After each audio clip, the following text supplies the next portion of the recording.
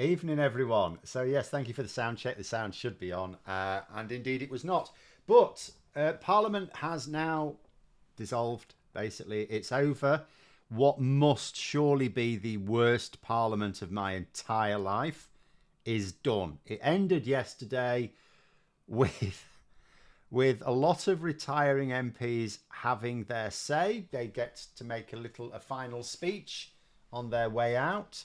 A number of Conservative MPs used that speech to basically admonish a number of their own colleagues. Theresa May talked about the fact that, there's too many members there who are in it for themselves, their careers, their ambitions, not for serving the people. But I had to note myself, Theresa May is the Home Secretary responsible for the Windrush scandal, which, for those who are not entirely aware, is where we sent people who were born and bred in Britain, had never known any other country, and she decided, no, you're foreigners, you're going to the Caribbean or something.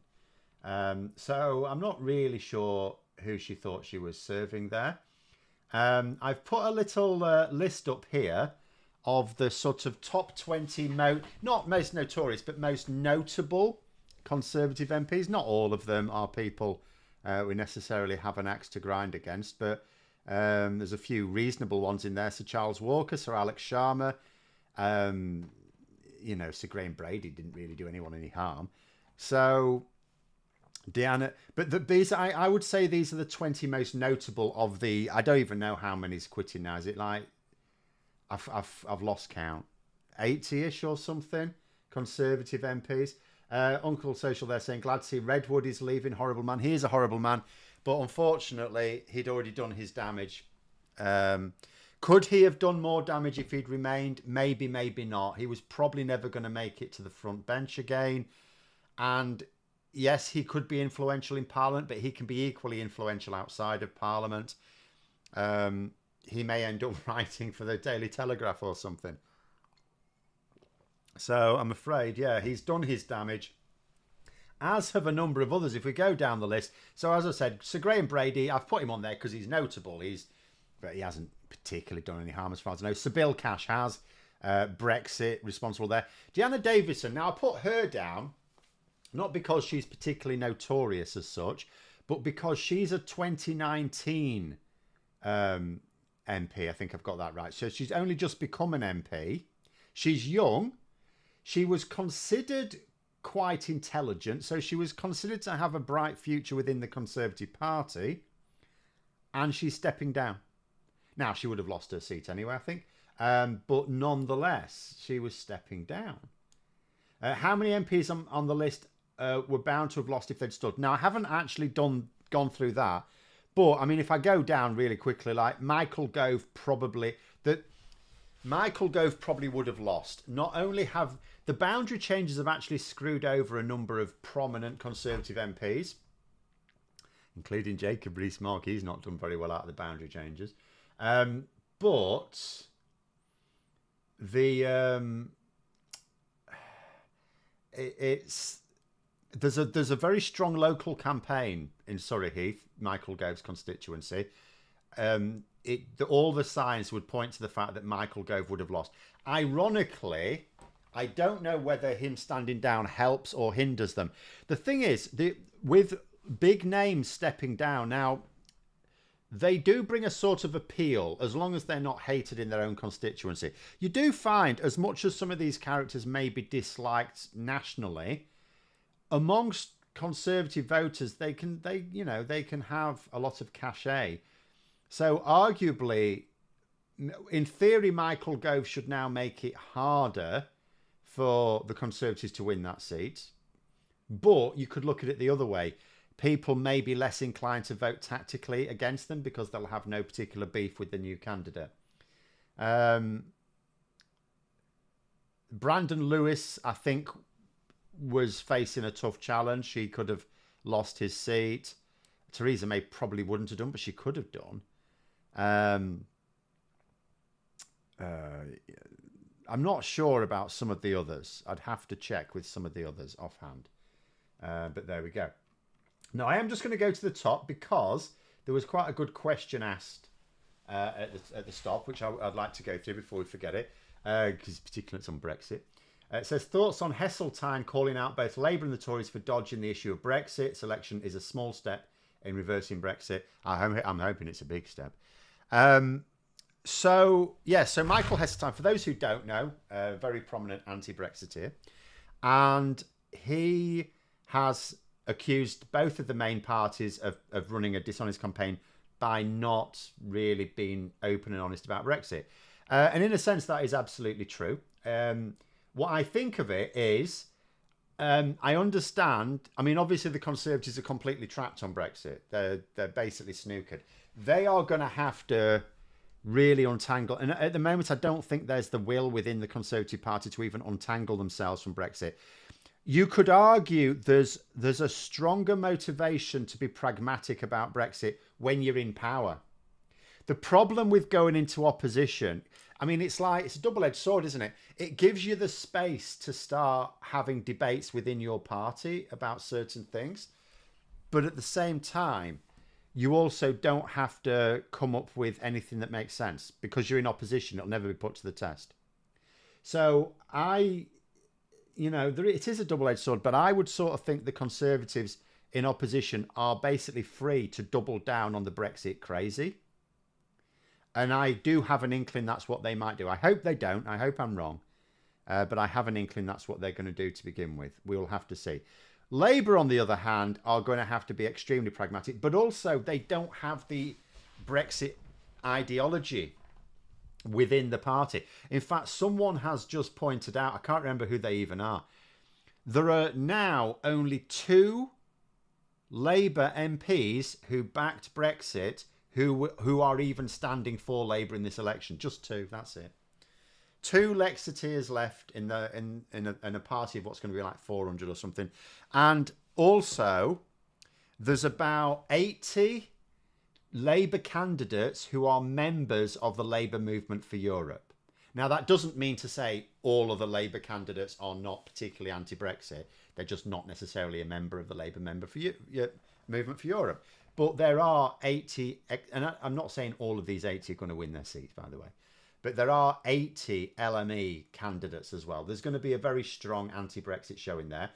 But at the same time, people like Michael Heseltine, Steve Bray as well, he's another one. These people, and I always say, putting pressure on the politicians. If that's all we do, nothing will change because we need to generate those conversations with the public. As soon as the public start to take the issue more seriously, so will politicians. It's really that simple. However, what is the best way to get the public talking about it? It is talking to members of the public, but you could also argue if you ask politicians about it as well, they have to respond to you. That helps generate a public debate because if something interesting is said, then someone's bound to write about it in some outlet or other. So that's quite... I missed out Andrea Leadsom. Yes, you're right. I did miss out Andrea Leadsom. Yeah. I probably should have put her in as well. But I had announced round 20. So I left it at that. Who would I swap her out for? Maybe I would have swapped her out for Sir Charles Walker. I put him in because he's the guy who famously, on that evening before Liz Truss resigned and that absolute fiasco of a vote, he's the one who was just despairing and said, we're done here, we're done. The party's basically finished, we're knackered. And he'd already announced he was stepping down at that point, I believe. And he was saying, it's all right, I've had my time, I'm going, I just feel sorry for everyone else. Should Ken Clarke lose his peerage because of his time as health secretary, the contaminated blood scandal? In all honesty, I don't know. See, you're asking someone who thinks that all unelected lords should be binned now at this point anyway. Should he be particularly punished for it? Maybe. I don't just want to, I don't know, in all honesty. I don't know. Because there's been, I'm not a fan of scapegoating individuals. He was particularly responsible, granted, because he was, as you say, a very key minister at a crucial point in this that could have stopped it getting way worse. Maybe, but at the same time, there are far less worthy people in the House of Lords, and I'm just in favour of just at this point. I used to believe in the idea of the unelected House of Lords because it is just a revising chamber, and it does make sense not to elect people if you can make sure all the members are experienced at reading and revising legislation. So if the House of Lords only contained experienced former MPs or experienced former senior members of trades unions, senior lawyers, senior judges, senior business leaders, if it was just full of people like that, I would say the model works. You don't really need to muck about with it. But that's not who's been. We've been putting people in because they've been paying for it. £3 million to the Conservative Party. Oh, have a peerage. Oh no, it's unreformable. I think it's unreformable. Jeffrey there said, will Labour pick up the ball on the infected blood scandal immediately? They'll have to. There's no. You can't drag this out any longer. Even the Conservatives the current Conservatives were realising that they had to do something now. I just think it was a little bit cynical that the Conservatives announced interim payments with another phase to sort out final compensation scheme, knowing that they were going to call the election and therefore they won't be doing any of it. I thought that was cynical. But at the same time, will Labour pick it up? They have. I mean, there's no getting away from it. You can't. It's too big a scandal for any government now to do anything. It'll just, there'll be no justification for it. It'll look terrible. Sorry, my bloody mouse is all over the place. Go away. There we go. Oh yeah, not to mention sons of the KGB. Yeah, yes, the son of a KGB colonel. Yeah. Oh dear. Right, there's loads of comments coming out, I'm afraid. The other thing to point out, so, in terms of little bit, because I've done a couple of videos now on the absolute disaster that has been the campaign for Rishi Sunak.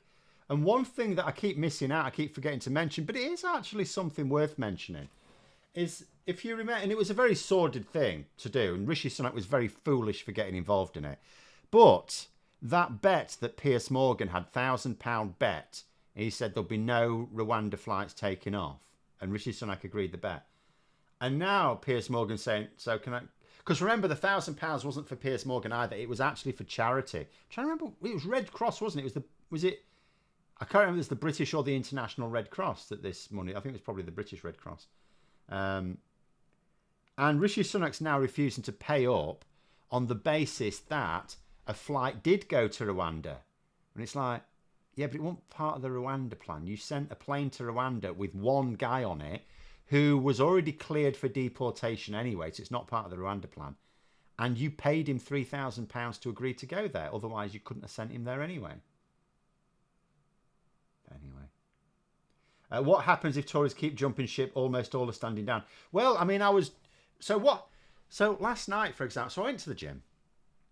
And when I came back, I couldn't believe what was happening. So I missed it all as it was happening. I didn't get to sleep till 4 o'clock in the morning trying to keep up with it all.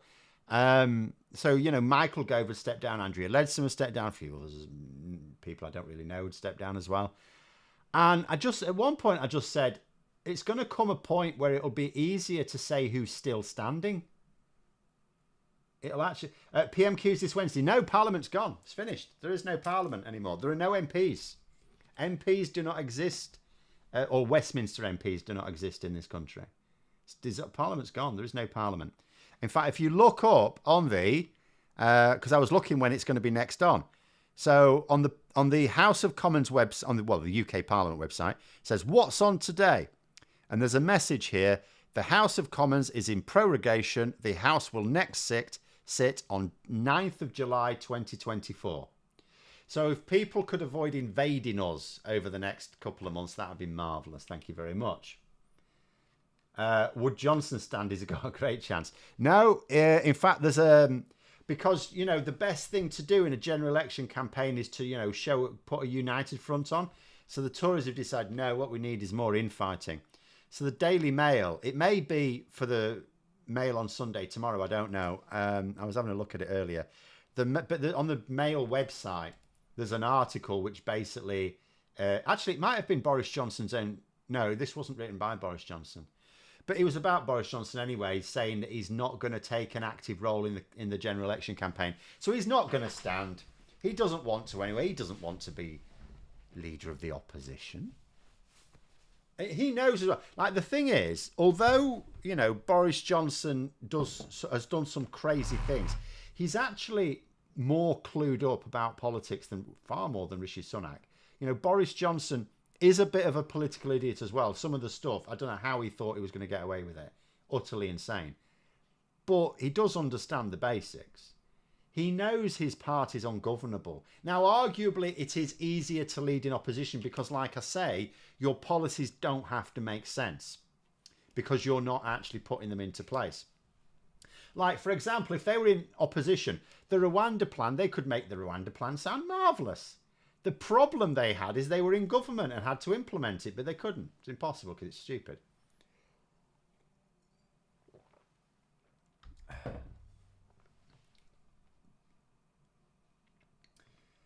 Still MPs until Thursday next week. They're just on holiday due to half term. Well, no. Actually, no. It is actually now formally dissolved.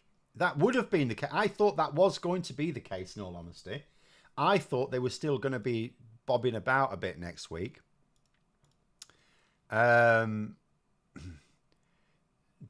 finish passing, but they've obviously got through whatever legislation they wanted to in the what's called the wash up, which is where you finish, because obviously any legislation that was passing through Parliament, as soon as even a session of Parliament ends, it all goes in the bin. So any legislation that was making its way through Parliament that hasn't now been completed, it's in the bin. So Labour will have to pick it up if they want to, that is. If they want to.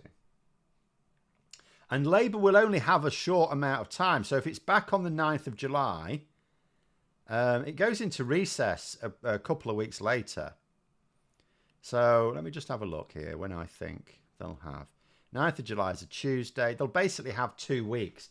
So Labour will have 2 weeks to do something. They can start to put something through. I mean, I'll tell you what I would do if I were Labour. I would do a couple of things. First of all, Rishi Sunak was promoting Martin's Law to, a grieving mother, and promised he would put it to Parliament before summer. Obviously, he's not going to do that, so he knew he was lying. But Keir Starmer can. He can choose to do that in that 2 weeks. But the other thing I would do if I were Labour, I would say, because we have an emergency on, we've had 14 years of a Tory government, that's an emergency in anyone's book, I wouldn't take the whole of summer off. I would identify a couple of weeks.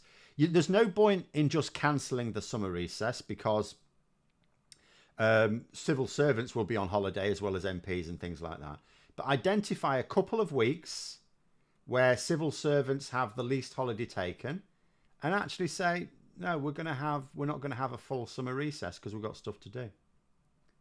When I get pregnant saying, I watched the recent episode of Question Time, I think that is, it's disappearing. Have to say, Bridget Phillipson was pretty terrible at answering questions. Yeah. The Lib Dem deputy leader was much better, had actual answers. So my view of Bridget Phillipson as a politician is, I don't think she's very good. Now, she is in the position, she's well regarded by many in the party. So what I'm going to say is I am happy because she's going to be the education secretary and I'm a teacher. I'll be keeping my eyes on her anyway. I will now just leave her to see if she can be an effective administrator. Can she improve things in the education sector? If she can, fine.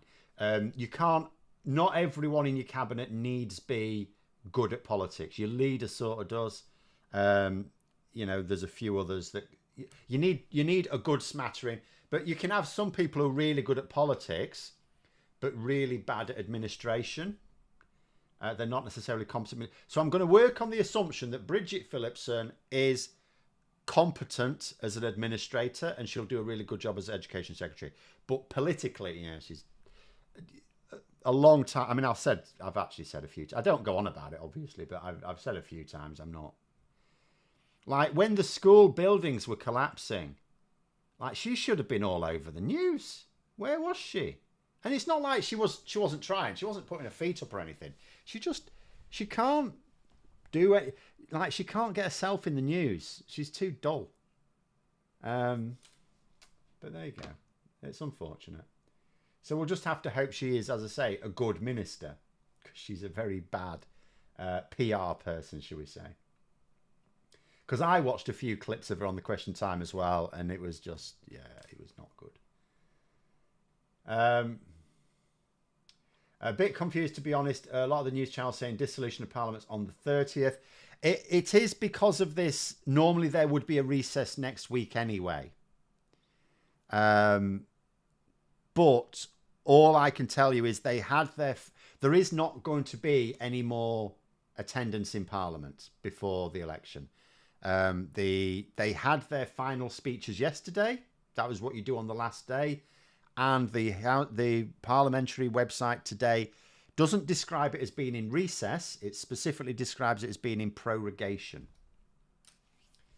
But yes, there may still be another little final flourish on the actual dissolution itself, I suppose, for next week. Because normally it would be in recess next week anyway. Christopher Bowles there sticking up for Bridget Phillipson, saying it's far better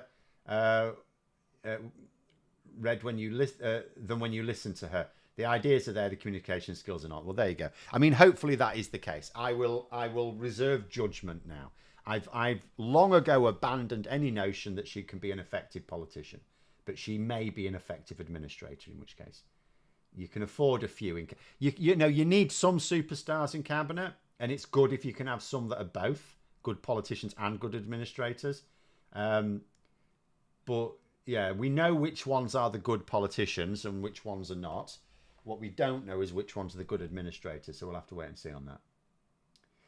The leader has to be good at politics. Sunak didn't get the memo. No, neither did all the Tory MPs who thought he should be the Prime Minister. Because like for all Tory MPs whining and wailing and going, oh, he's really bad, it's like, nothing's a surprise. When before he became Prime Minister, and I said that he would be, I said he would be better than Liz Truss, but he would be really bad. And I wasn't just saying that because he's a Tory and I don't like him being Prime Minister. I was being perfectly honest. There were, and I was quite clear about the reasons for it. And the reasons for it was because he had absolutely no idea how to engage with people. And he had no idea how to form alliances effectively. It's what you need to do in politics, getting different groups of people together to work towards a common goal. He'd shown no sign of being able to do that as Chancellor. Remember, as Chancellor, he became popular because of furlough. Furlough was an idea that was being developed before he even became Chancellor. All he did was sign off on it. He had nothing to do with it. But I observed him in 2020. Every single time where things were getting a bit sticky, he would duck for cover. He'd hide. He'd just disappear. So this was not the action of someone who was who was able to sort of command respect. He was someone who wanted to sort of just by default of there being no one else. He managed to convince some Tories who seemed to be impressed with people who've got big bank accounts, as far as I can tell. Do Labour plan on dropping voter ID rules? So we don't know what Labour's plans are. What we do know is they are going to have to do something for two reasons. It's not just that it's unfair. It's the fact that it hurts Labour. So the idea of Labour leaving it in place is a madness. But what they will do about it, I do not know. There are options. But they will also want to deal with it quite quickly. People may have noticed. So we're still waiting on the manifesto. Rachel Reeves has said today it's already. We knew it was already. That's not telling us when it's going to be released, is it? I'm hoping next week. There's no reason to delay at this point. They don't need to wait for the Tory one to come out first because Labour's is written. It's not going to change. unless they think that maybe the Tories will change theirs based on what's in Labour's. But that's just been silly. I would publish it as early as possible. Remember, in 1997, Labour published theirs in 1996, I believe it was. It was before the election was even called, anyway. But the they were talking today, or Keir Starmer was talking today about the votes again for 16 and 17-year-olds. Of course, you can already vote as 16 and 17-year-olds in Wales and Scotland. But for Westminster elections, so UK-wide, 16 and 17-year-olds voting. And he was reiterating that again today. And there was a bit of a hint. I don't think it was a commitment, but I think there was a bit of a hint that Labour would be putting that in place within the first year. And you can think to yourself, that makes sense from Labour's point of view strategically, because 16 and 17, it's not just that they should be able to vote, it's the fact that it's entirely beneficial to Labour that they can. And so you wouldn't wait. It's not all about general elections. We've got local elections again next year. So, of course, Labour will want them voting for them. And the same will apply for voter ID. Voter ID benefits the Conservatives. Benefits the Conservatives. So why would Labour leave it in place for, even like halfway through the Parliament? They should get straight onto it.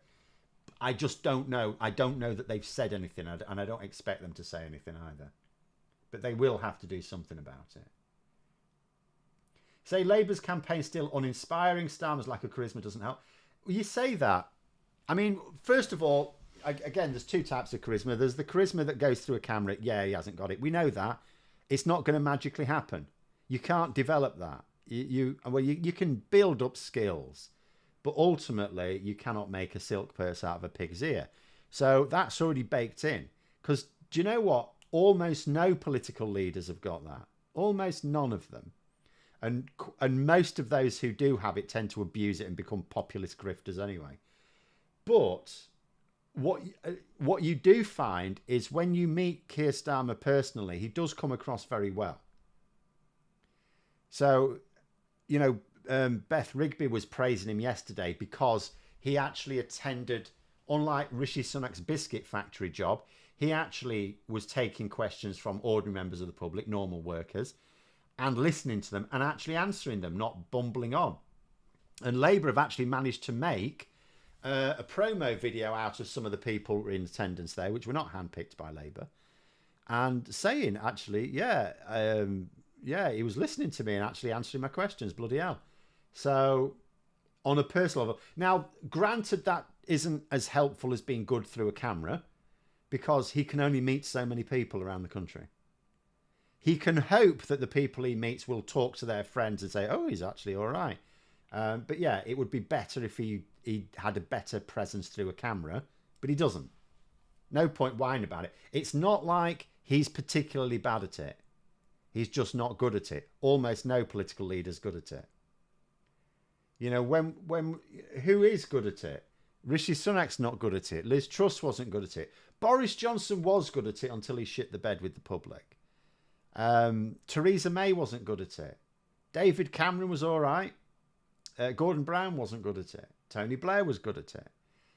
There's a lot of people. There's some people who are decent. There are some people who are very good at it. It's very rare. The number of people. Labour don't have anyone on their front bench that's really good at it. I don't think. At all. You say Phil McCracken's banned Ghost. Yeah, the Ghost will be banned soon as well. Starmer did not answer a single question as a claimer did. He answered every question. Name me a question he didn't answer. That's your challenge for today before I ban you again.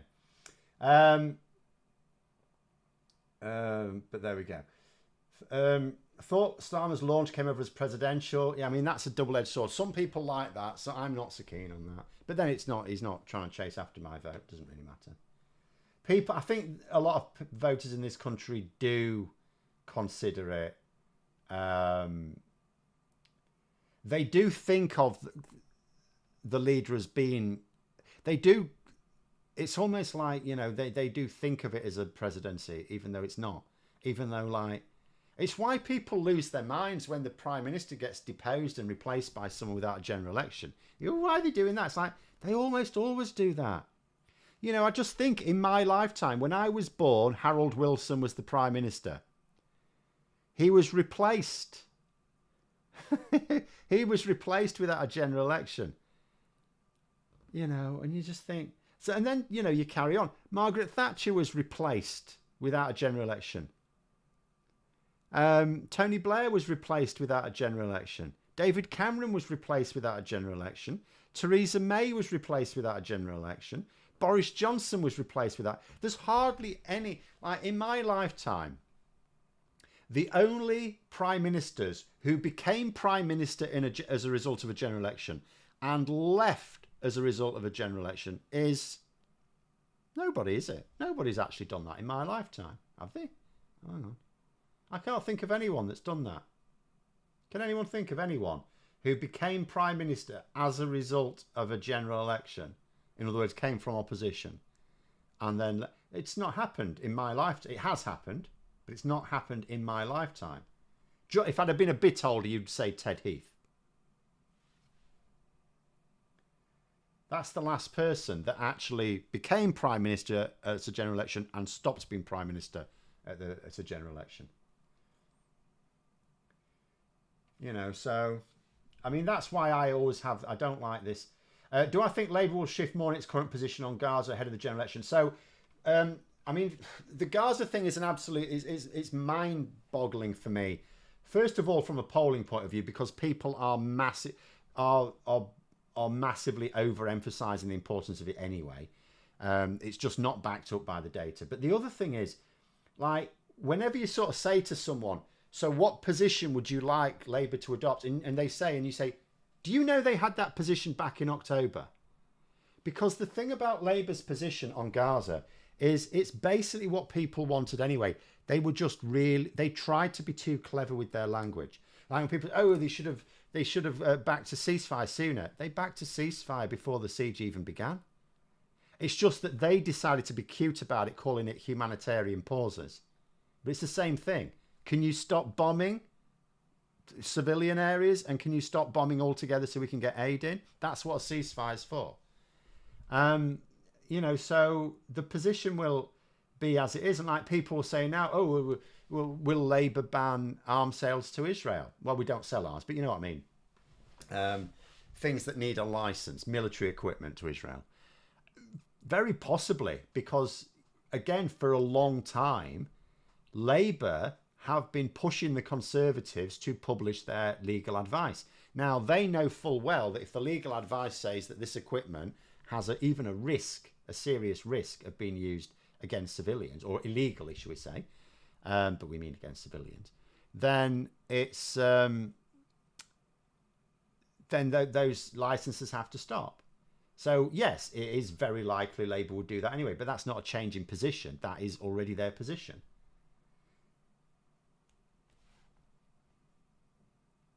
Chance of the Lib Dems coming second.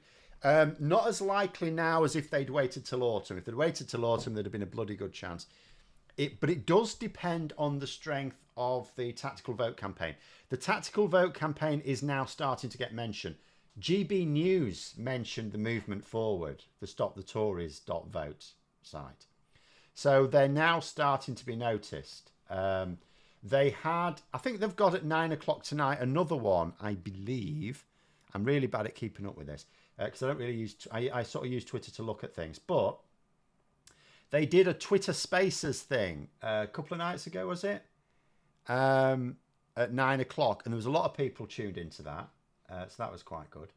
In fact, people noticed that GB News had tuned into that, which is presumably why they were reporting on it. But because that's what's needed. Natural. There's various things that are going to sink the Tories. Obviously, natural apathy. Many of their own voters who won't vote for anyone else, but just don't vote at all because they can't vote for this mess. People deciding specifically to vote against the Conservatives will screw them over. And then I suppose people voting Reform UK, who would have ordinarily... Basically, people who would ordinarily have voted Conservative voting either Reform UK or Independent, something like that. Something that's not going to help the Tories. But ultimately, the thing that would make the difference between the Tories winning 100 seats and 50 seats, if they win 50 seats, then by definition, the Lib Dems would have to pick up enough probably to go above 50. So the difference between the Tories winning 100 seats, which looks realistic at the moment, and 50 seats is going to be a big push on tactical voting, and making sure not just that people are willing and prepared to vote tactically, but that they do, but also that they know who the tactical vote is, which is why really I would strongly advise people do recommend the stopthetories.vote site, which will, at the moment, it is not showing you those recommendations. That is because Rishi Sunak called the election and caught a lot of people by surprise, and their web developers were on holiday, so they'll be back. It will be up, I'm told, next week. But the getting people directed to there, because not only have they got the best system for it, but the Tories are going to throw up a lot of fake sites. We know they did it last last election, and they're definitely going to do it this time. They're going to throw up lots of fake sites, fake fact-checking sites, fake tactical voting sites. Jeremy Hunt was even joking today. He was advising people in his constituency to vote Labour. That's because the Lib Dem is the tactical vote. Now, he was having a bit of fun, but the Tories are actually going to be trying to get people to go the long way. Uncle Social says, I've got some bets with my daughter. You're not betting with your own child. Goodness me. That the Tories will get fewer than 100 seats and Harriet Baldwin will lose her seat. So I don't know about that specific one. There is a very good chance they get fewer than 100 seats. At the moment, my main issue is, are we going to see some tightening of the polls? We may do, although I did a video today saying just there's nothing that says it's going to happen. There is nothing in place that says the polls will narrow, but it might.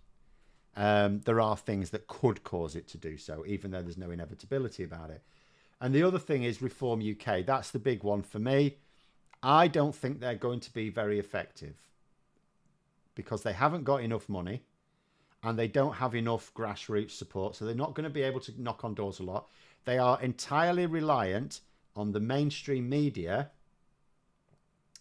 promoting them on national telly, which they will still do. But the problem is that they're now, because the election's on, it's like Labour and the Conservatives are dancing around, juggling, throwing flaming knives around. Look at us, look at us. So they're eating into a lot of that political news time. And then, of course, by law, they've got to actually give some time to parties who already have a political footprint. The Green Party, the Lib Dems, the SNP, Plaid, people like that.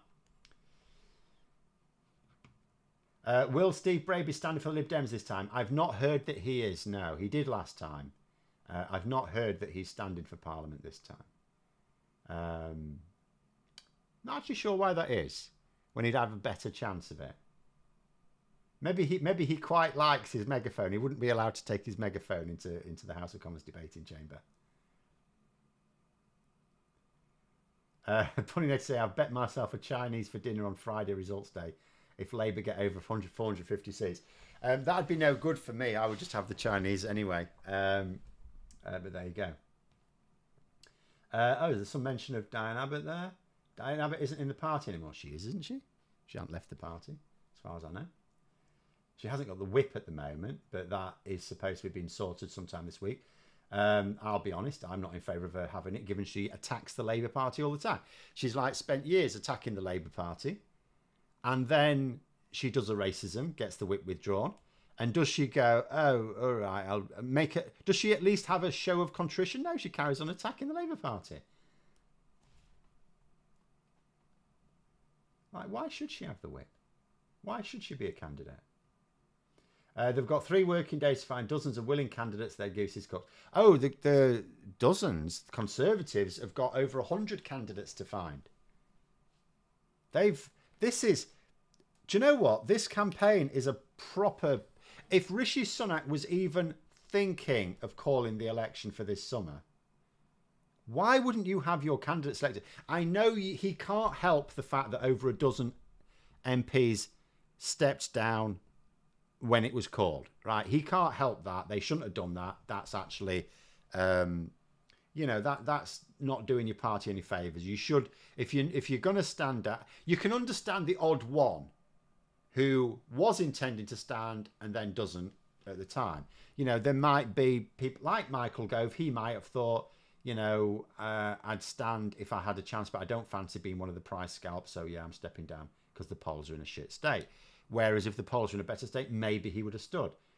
But most of these MPs should have announced it a long time ago. But the Tories, because a lot of them did announce it a long time ago, and the Conservatives should have selected those candidates by now. I mean, Labour have still got some candidates to select.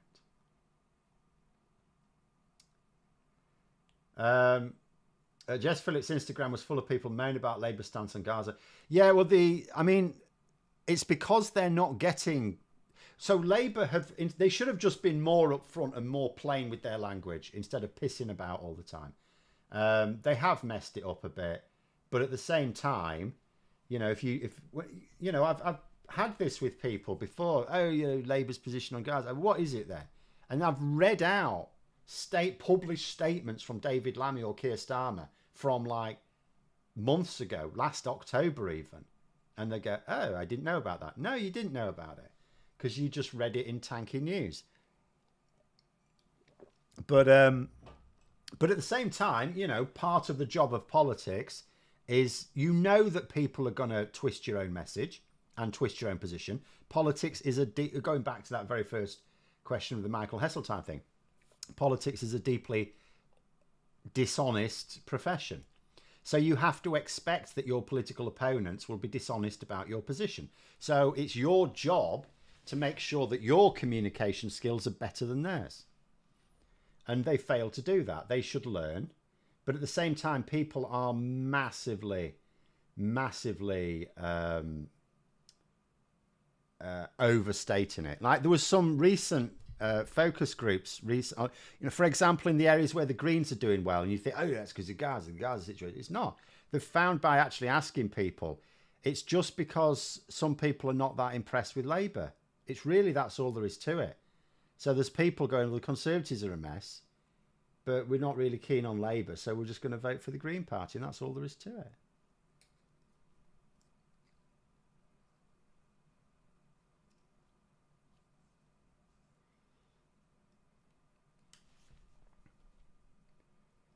I think the only MP I'm anywhere near sad is gone is Ben Wallace. Ben Wallace has been, a bit of a self-publicising liar in his time as well. He massively inflated his role, for example, in the Good Friday Agreement when he had no role at all. So even Ben Wallace, and also remember the reason he stood down when he did is because he was sulking, because he wanted to be the next Secretary General of NATO. And he didn't get it, so he sulked. He stood down because he sulked. So he may not. He's by far and away not anything close to the worst on there. He has some reasonable qualities, granted, but he's still a Tory. Parcel saying Momentum have to choose whether to back the useless Corbyn or to stay in Labour. They'll back the Labour candidates. They have to. But what it probably will mean is that a number of people will probably just then leave Momentum. Good riddance. Because again, they actively hamper Labour. They hurt their own cause. Like Momentum, they're not like some groups. Some groups are actively set up to harm Labour. Momentum were not set up to harm Labour, or at least in terms of most of their support. In terms of the people funding it, yes.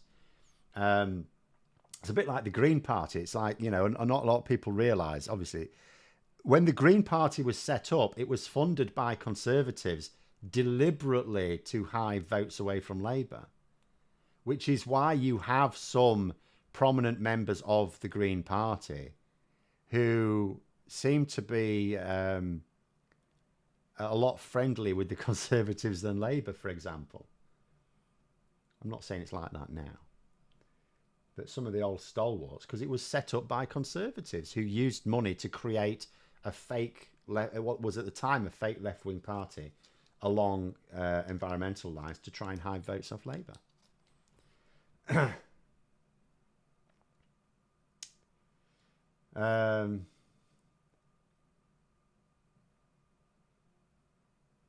The same voters that lied us about the Gaza position are the same that have opposed everything that Starmer has since become leader. Well, that's the other point. I mean, you know, all these people, when Corbyn was in charge, oh, you have to support Corbyn, you have to support Corbyn because he's the Labour leader, you should support the Labour leader. And you say to these people, you didn't support the Labour leader before you joined Labour, or before Corbyn, became the leader. But the thing is, I did. I was, you know, oh, but you attacked him all the time. No, I didn't attack him. I pointed out how things he did were bad politically and what he should do instead. I didn't just go, oh, this is terrible, he should quit, he should go into the sunset. Eventually, there was no option for that other than that. But I was there at the last general election, doing what I could to persuade people to go out and vote Labour, and to try and grab as many people as possible out of desperation. Where are those people now? What are they? Instantly, as soon as Jeremy Corbyn stood down, before he'd even stood down, they were attacking Labour again. They're all hypocrites. No time for them. And again, it shouldn't even need mentioning, because these are the people who couldn't actually persuade the public to vote Labour when they were persuade them to vote for them when they were running Labour, the largest political party in Europe. So the idea that they can persuade people to vote for them in significant numbers now that they don't even have that infrastructure is absolutely baffling. But it is just, you know, every single one of these people that is doing this, you will notice, are all wealthy enough to be able to withstand a Conservative government. You know, these are people who would prefer the Conservatives to win, because if the Conservatives win, the Labour leader will be under pressure to step down, and then they get another roll of the dice. That's how they see it. And they are financially secure enough to be able to withstand that. They don't give a shit about people in poverty. They don't give a shit about workers. They don't give a shit about the people who died. Because if they did, they would be trying to help them. Hope for the equivalent of the revolutionary change that Attlee and Bevan brought about. I do too, but it will not be on the same time scale. You've got to remember a couple of things about, and I'm glad you said Attlee and Bevan, because a lot of people will say things like, you know, Attlee was surely the most transformative prime minister we had. And I will always say it's a little bit, you know, it was that double act there. Bevan was absolutely needed. He wasn't just the person implementing the policies. His drive was absolutely needed. It was very much a double act. And yet, yes, it's at the time, post-war, the country clearly needed rebuilding. It was obvious. So they had license to do that. But even then, remember, they lost. They didn't actually lose at the next election as such, but they did very soon after.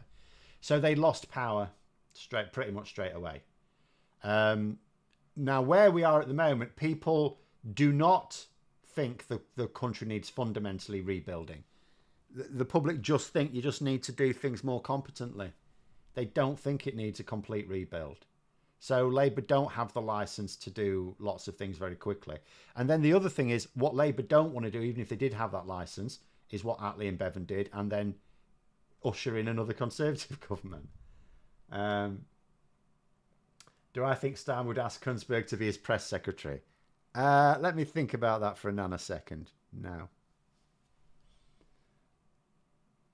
Have I opened chat to everyone deliberately or by accident? It is by accident. I thought with a lot of chats that it was that I'd done it. I'd forgotten to change it after the last stream, so it is by accident, I'm afraid. I will sort it out after the stream. But there we go.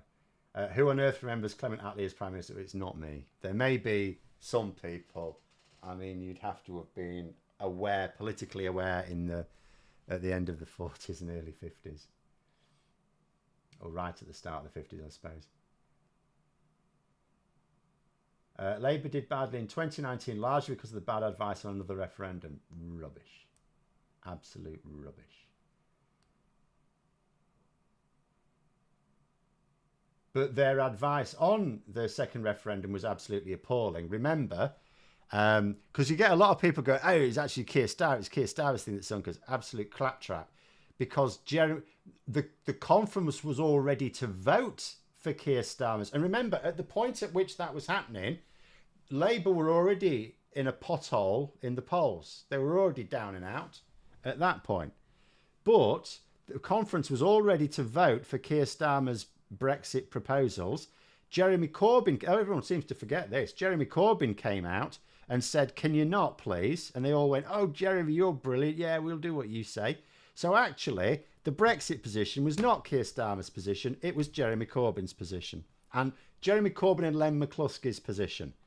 Because the unions also, like most of the other unions, wanted a sensible Brexit policy as well. And McCluskey was the one, because they prioritised having a united vote with the big unions, like the 5 big unions, they all compromised with McCluskey and came up with some half-arsed, God knows, ridiculous. I mean, I remember poor old, who was it who had to try and defend it? Emily Thornberry, didn't it? She had made a right hash of it, but then she had this ridiculous position. Labour's policy ended up being, so if we win power, we're going to spend 3 months negotiating a completely different deal with the EU. Just 3 months. Yeah, 3 months. Okay. And then we're going to put that to a vote to the people where Remain will be an option. Okay.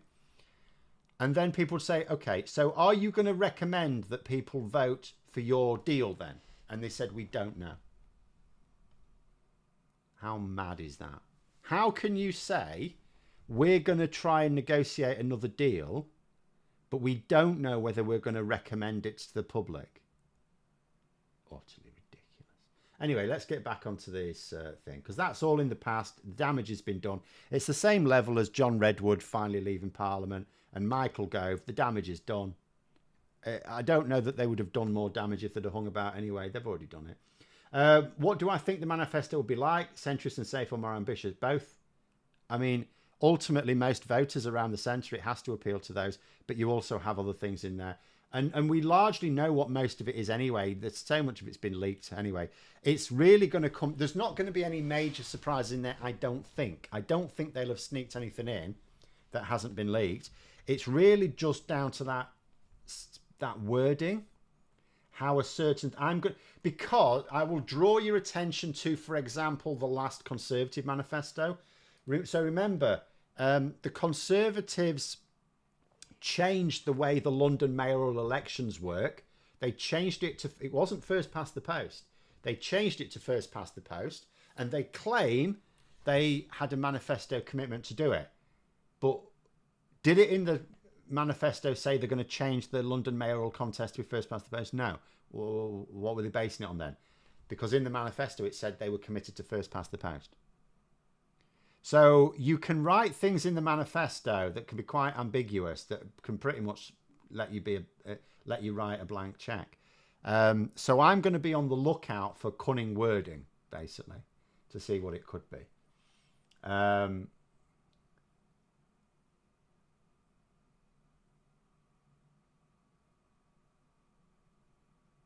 Sorry, someone said I wanted to pop in and say I had to unjoin as I couldn't make comments on the lives. I'm joining again, but there seems to be a problem which you might want to check out. I mean, I don't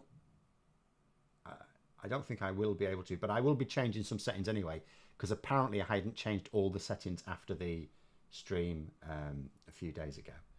But there we go. Will Starmer keep Solari the cat on as chief mouse catcher? Yeah, I don't think he gets a say in that, in all honesty. Yeah, I think it sort of comes with the territory, the number 10 cat. You have to just... I mean, to be honest, if he doesn't... I don't know whether he likes cats or not. If he's not keen on... I mean, he might be a cat person, but if he's not keen on cats, it doesn't matter. Someone else will attend to it. There'll be lots of staff there. Can I explain why Gove backed Brexit? No. He wasn't as useless as the rest of them. I honestly can't. I really don't know why he and you know, the problem is that so many Brexiteers were not honest really about why they backed it in the first place. I do not know, in all honesty. What I do know is, although yes, he was more competent than a lot of other Conservative ministers. It is also worth remembering, he is also still crazy. He's a madman. You know, if you listen to some of the things he's done and said, and also he's not as competent as some people make out. I was a teacher while he was implementing his big GCSE reforms. It was a complete shit show from start to finish. Things were constantly changing. We were told one thing, and then it was another, and then another. The implementation was extremely messy. Really was very messy. It was confusing to employers. There was no attempt to explain to employers what the new grading system meant. In terms of what the grades, how the grades were supposed to match up to outcomes, that kept changing. The whole implementation was, I've gone through in my career several reforms of qualifications, including GCSEs. That one was by far the most chaotic. So although, people in the newsroom know nothing about education will wax lyrical. Oh, he did this massive thing. It was a huge change. He was the real reformer. He was the only reformer in the Conservative Party. It was a mess. It was an absolute mess. It would have been better if it had just said, we want to just tune the difficulty up at the upper end of GCSEs. He could have just said that and we could have just done that. But anyway. You're one of the ones who promotes the myth that Gave is competent. No. Competent compared to other Conservative MPs. It's a comparative term. Politics does not attract competent people. It attracts popular people. Popular people. At the end of the day, think about, the job that Keir Starmer has done getting Labour electable again is frankly remarkable. I didn't think he'd be able to do it this well. And yet, had he been up against popular opposition for the leadership, he wouldn't have been leader. It would have been someone else. So imagine if Labour had the equivalent of Boris Johnson standing against him. They'd have probably won. And we'd still be in a mess. So, so politics doesn't really attract competent people. It attracts people who are good at ingratiating themselves. The only reason Starmer's even got a look, and he would never have been made leader in 2010, for example, or even 2015. It was only because people recognised the competency aspect to him and just had to shelve all other considerations because they were sick of losing. If they weren't,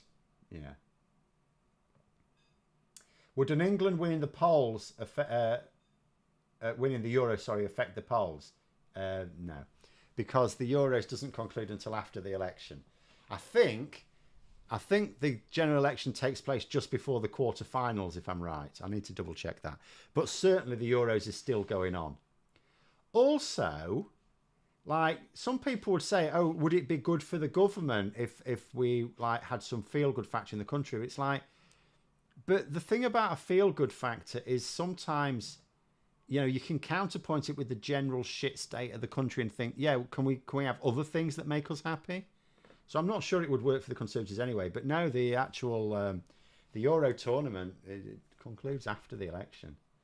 So if either, because if whoever wins the Euros is going to win it with a Labour government in place, there we go. And I'm going to be getting married under a Labour government now. So there we go. So it's all very nice. Someone did. I didn't mention it. Someone did mention early on in the stream that again, the old idea of a week is a long time in politics, because this time last week we were still wondering when the election was going to be. And there were rumours of July the 4th, I have to say. I think the Times was promoting those rumours. But I said at the time, they were just rumours. There were other rumours talking about November the 14th. Who was to say? Who was to say? None of them made any sense at all. Says, Keir seems to want to get things on track. If the vote to rejoin the EU comes up, if vote rejoin a heartbeat, would even take the euro instead of the pound. Well, so would I. I would take any of the normal conditions, but I also know a lot of people wouldn't. So it'd be better. But I mean, the problem is, again, I cannot impress this enough to people. The EU will not countenance it until the issue is politically settled. We're not stable. Labour can come to power and Labour can start negotiations on rejoin. I mean, we know they're not going to, but they could. And the Conservative Party would just say, we will cancel it. We will win the next election, or if we win the next election, we will cancel the rejoin. We'll go back to Brexit. And the EU will just look at that and go, yeah, we can't be arsed wasting our time. You know, countries that want to join, there needs to be a settled political will to join, because the process is difficult enough anyway. You're talking about 8, 9, 10 years of negotiations and systems being implemented to be able to get ready for it. So, yeah, if it's not politically settled, the EU aren't interested. So that's what people need to realise. We cannot join the EU unless either the Conservatives are on board or they are destroyed as a political force. So people really, instead of moaning at Labour, who are full of people who would love to rejoin the EU, absolutely full of it, including the leadership, needs to either put pressure on the Conservatives or destroy the Conservatives. One or the other. I don't mind which. I'd prefer the second. But there we go. Purdah is a terrible rule. No, Purdah is absolutely essential. You cannot have the government monkeying about when there's an election going on. But there we go. Right, yes, we have run out of time now. I'm going to have to go and fiddle with the settings again because, yes, I obviously missed something out. But thanks for coming on, everyone. Have a very good rest of evening. And until next time, I'll see you later.